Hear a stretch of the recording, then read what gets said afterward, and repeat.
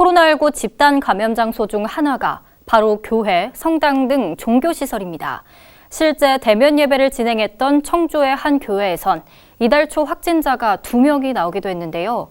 이에 충북도가 온라인 예배를 강력히 권고하고 있지만 또 지난 주말 도내 교회와 성당 3곳 중 2곳이 현장 예배를 진행한 데 이어 다가오는 주말에도 일부 종교시설은 예배를 강행하겠다는 입장입니다. 황정환 기자가 보도합니다.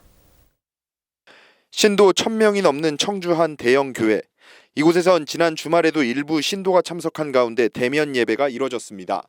서울을 포함한 수도권에서는 사회적 거리두기 2.5단계에 따라 대면 예배가 전면 금지됐고 충북을 포함한 나머지 지역에선 온라인 예배가 권고됐지만 대면 예배를 강행한 겁니다.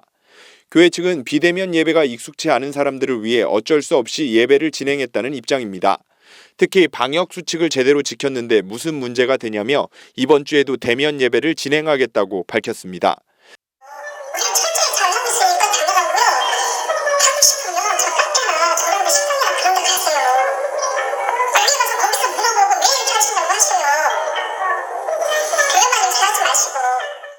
문제는 현재까지 교회는 물론 절, 성당 등에서도 전국적인 확진 사례가 이어지고 있다는 겁니다. 8일 0시 기준 발생한 서울시 확진자 67명 가운데 15명, 약 22%가 종교시설 관련자입니다. 충북 지역 종교시설도 언제든지 집단 감염 장소가 될 가능성이 있다는 얘기입니다. 실제로 앞서 청주 한 교회에서는 이달 초 확진자가 2명 발생했습니다. 광화문 집회에 참석한 충북 95번 확진자가 이곳에서 4차례 예배에 참석했기 때문인데 이번 달 초 같은 교인 보은의 50대와 청주 10대가 추가 양성 판정을 받았습니다. 상황이 이런데도 지난 주말 충북 지역 교회와 성당 3곳 중 약 2곳이 대면 예배를 진행한 것으로 집계됐습니다. 충북도에 따르면 지난 6일 도내 종교시설의 절반가량인 1,314곳을 점검한 결과 66%인 868곳이 대면 예배를 진행했습니다. 지역별로는 청주 412곳 중 236곳, 충주 319곳 중 224개, 제천 102곳 중 68곳 등입니다.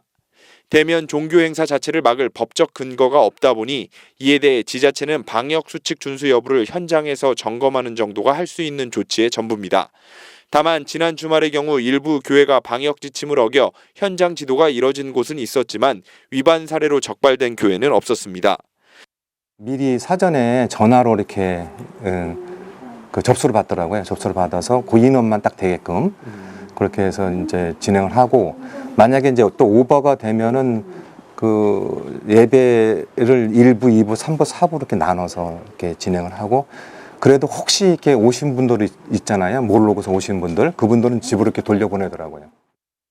종교시설을 통한 집단 감염 우려가 여전한 가운데 도내 불교계는 코로나19 종식 때까지 모든 법회와 교육 등 행사 모임을 취소하기로 했고 청주 한 교회는 코로나19 확산에 대해 진심으로 죄송하다는 현수막을 내걸기도 했습니다.